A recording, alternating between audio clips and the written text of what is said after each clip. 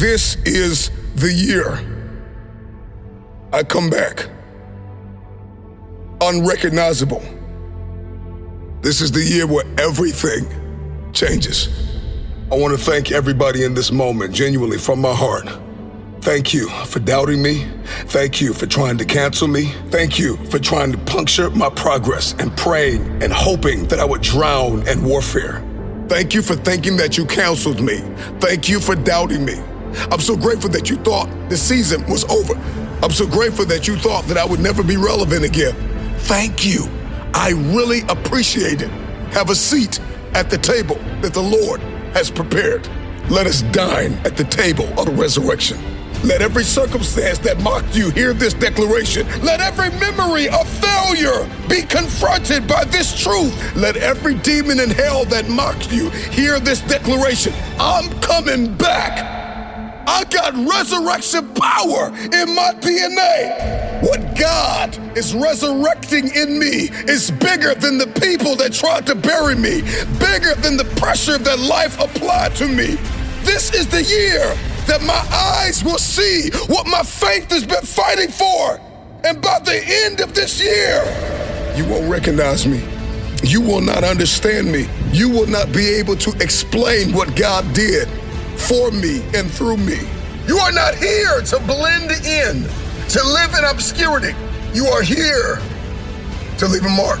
I want to challenge you to step across your own invisible line, to do the thing you've postponed, to make the change that you have avoided. Because the future doesn't belong to the hesitant, to the passive, to the cautious. The plan, the vision, the aim, my target is not to live a life half speed. I was built to challenge limitations, to redefine expectations, to tear down the walls of Jericho that surrounded me. Because God did not put this power in me to buckle under pressure. You got resurrection in your DNA. If you are breathing, there's always another round. So get up. There will be seasons where you will walk alone, but the isolation will not kill you. You'll come out of that season with an anointing, with instructions, with a vision to execute. Be the person that goes too far, that does too much. But people say, that man is crazy. And you will respond, I'm not crazy, I'm just called. When you stretch beyond what you think is possible, you discover what actually is. And that discovery only comes when you are willing to take the risk of going too far. And when you live by that, you will rewire your mind and rewrite the limits that everyone else accepts. Let them warn you. Let them question you. Let them laugh at you. Let them ask you, are you sure it's possible? Are you sure you're the one? When people ask you, what's your plans for this year? What's your plans in this season? What are you going to accomplish over the next 90 days, 6 months, 2 years? You tell them, resurrection. The future belongs to those who, when the world thinks you're crazy, you just tell them, I'm not crazy, I'm called, and I refuse to let anybody take my crown. You want to know what my plan is? It's to come back for everything. Resurrection is my plan. My plan is not to stay dead. My plan is not to stay down. My plan is not to remain immobilized, stuck in obscurity and indecision and oppression and insecurity. I'm just looking for some people that no longer want to date the idea that it's possible, but they will marry the reality that they were born to do something. You are not here to blend in, to live in obscurity. You got walls to shout down. You got rooms to step through, bloodlines to change, lives to impact. You were not born to just exist. This is the year where the world will know your name.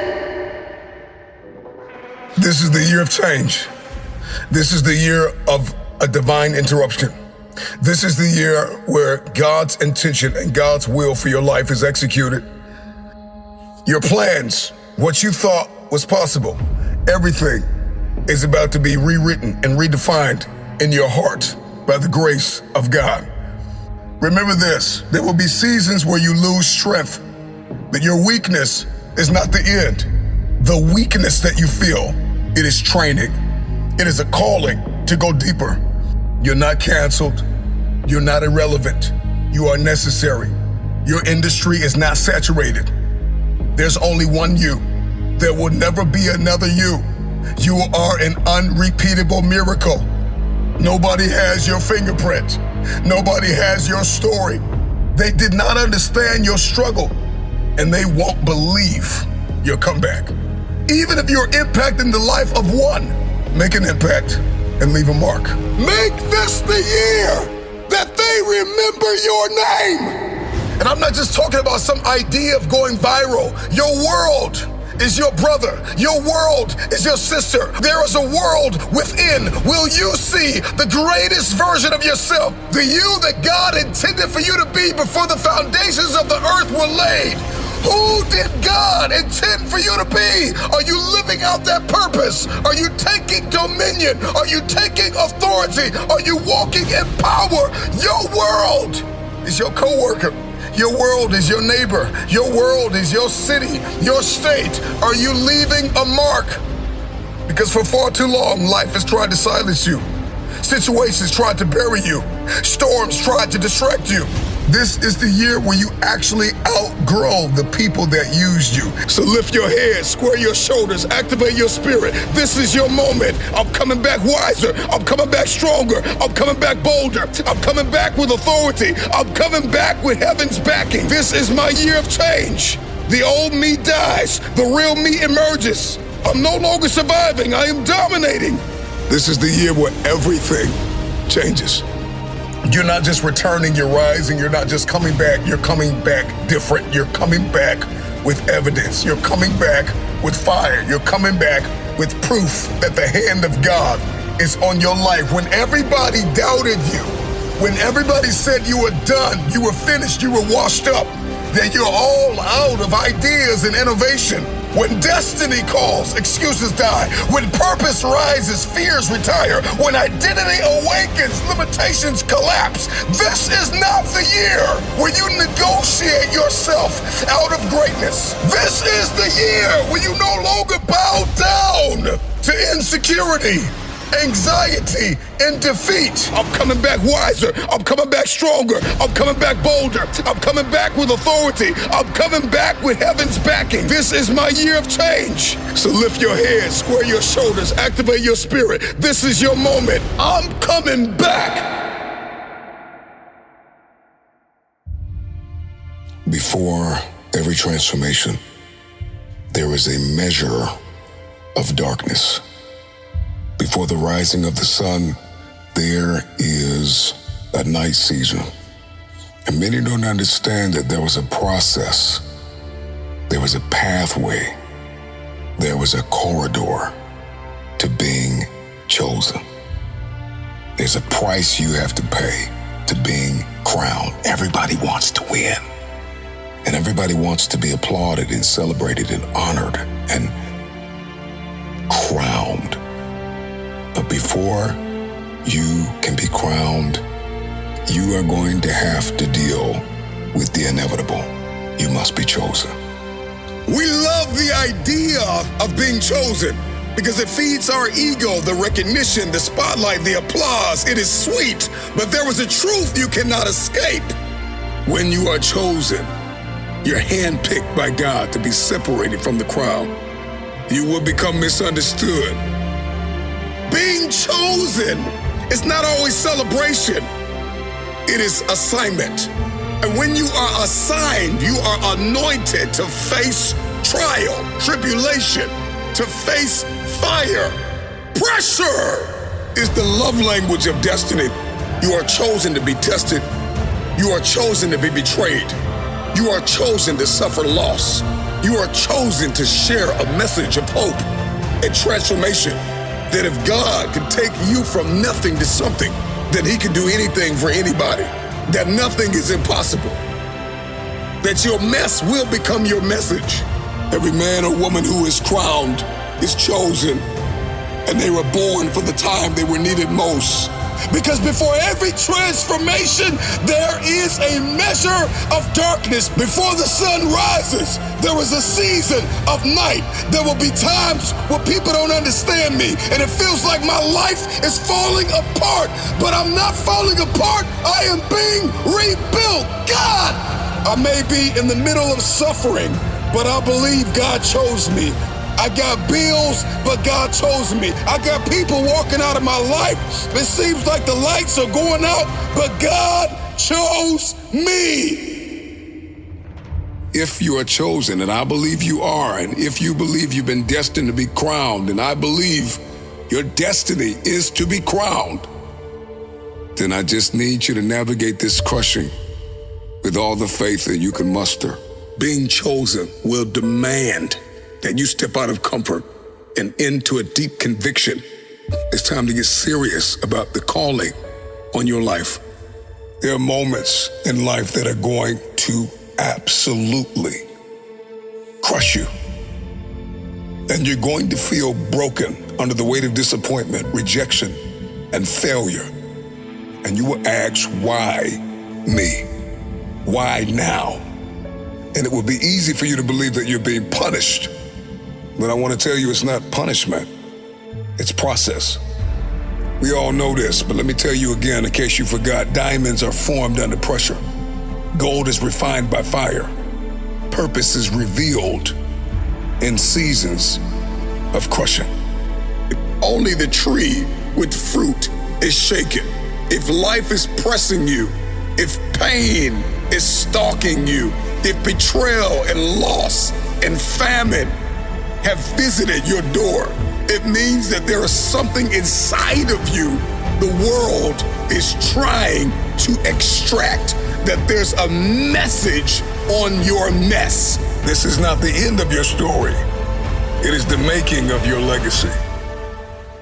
This is not the end of my story. It was Moses that met God alone on the mountain. It was Jacob that wrestled with destiny alone in the wilderness. It was the Lord Jesus Christ himself that prayed in agony in Gethsemane while his disciples were sleeping. And I know what it feels like for people to sleep on you, for people not to believe in you. And every time a man or woman walks out of your life, God gets closer. You are not falling apart. You are being rebuilt. You may be asking the question, why me, God? Why not you? This is a cocoon before the flight. This is your fire before the gold. This is your cross before the crown. I'm talking to the people that are in the middle of darkness and isolation and uncertainty and doubt, and you are battling fear. And it's as if suddenly people don't understand you. Friends are walking away. Doors are shutting. You look around and it feels like you are alone, but I'm telling you, you are not alone. If you're listening to me and you're going through any type of hardship and you're navigating it and you have not thrown in the towel, and it seems as though God's gone silent in your life, and it seems as though everything is being stripped from you, and you're walking through this, what I like to call divine isolation, you're on the right path. Before destiny manifests, isolation is inevitable. The crushing is the interview room before you walk into greatness. Will you stay when no one is clapping for you?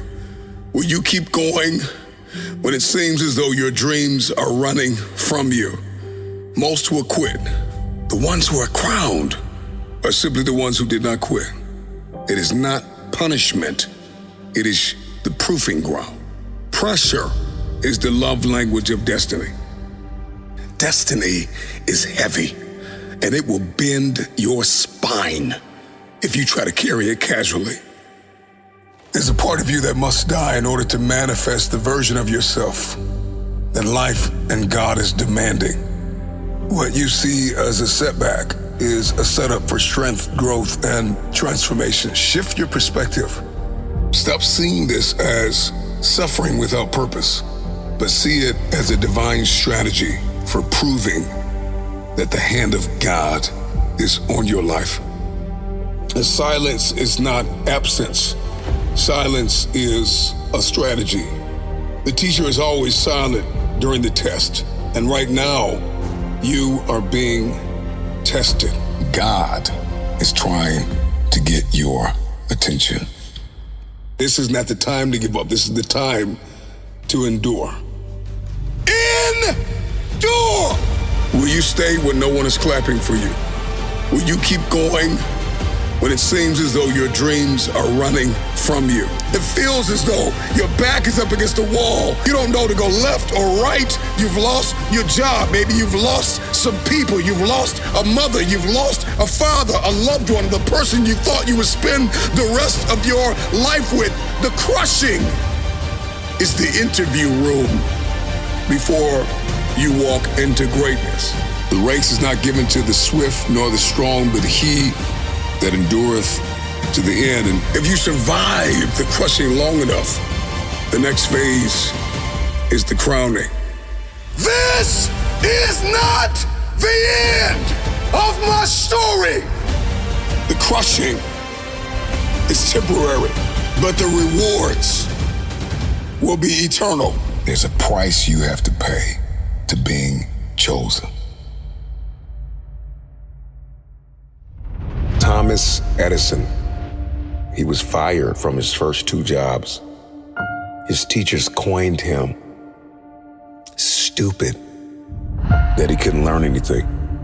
This is the man who invented the light bulb. The first 1,000 times he failed, but he was never a failure. He just found 1,000 ways that don't work. Failing doesn't make you a failure. And so one thing we are going to have to get crystal clear about is that if I failed, then I can win. And sometimes the most important lessons that we learn are learned when we fall down. Show me somebody who has achieved greatness. And if you pull up their past, I promise you'll see some failures and some lessons learned. The road to success is paved with failure. It can be argued that achieving a high level of success is virtually impossible without some form of failure. Failure spawns creativity, motivation, and tenacity. And for many of you, the reason why you haven't gotten up yet is because you still think failure is final. Because you're seeing this thing all wrong. Failure is the only opportunity to begin again. Whatever pushed you to the ground, whatever knocked you to the floor, I want you to look it in the eye and tell it, you can't keep me here. I'm getting up, and I'm gonna do this again. If you want your future, get up now! I know you're bleeding, but get up. I know it hurt, but get up. I know you're disappointed, people, but get up and try again. And the moment that you stop thinking that failure is final, and you understand that failure is a lesson learned, then the whole game changes. Now the world is your classroom, because now you're seeing failure differently. The trial, the tribulation, the adversity, the challenge is your opportunity. Are you going to complain in the face of conflict, or are you going to seize the opportunity? You have unfinished business. You have unfinished business. This season that you've entered into did not come to break you. It came to build you.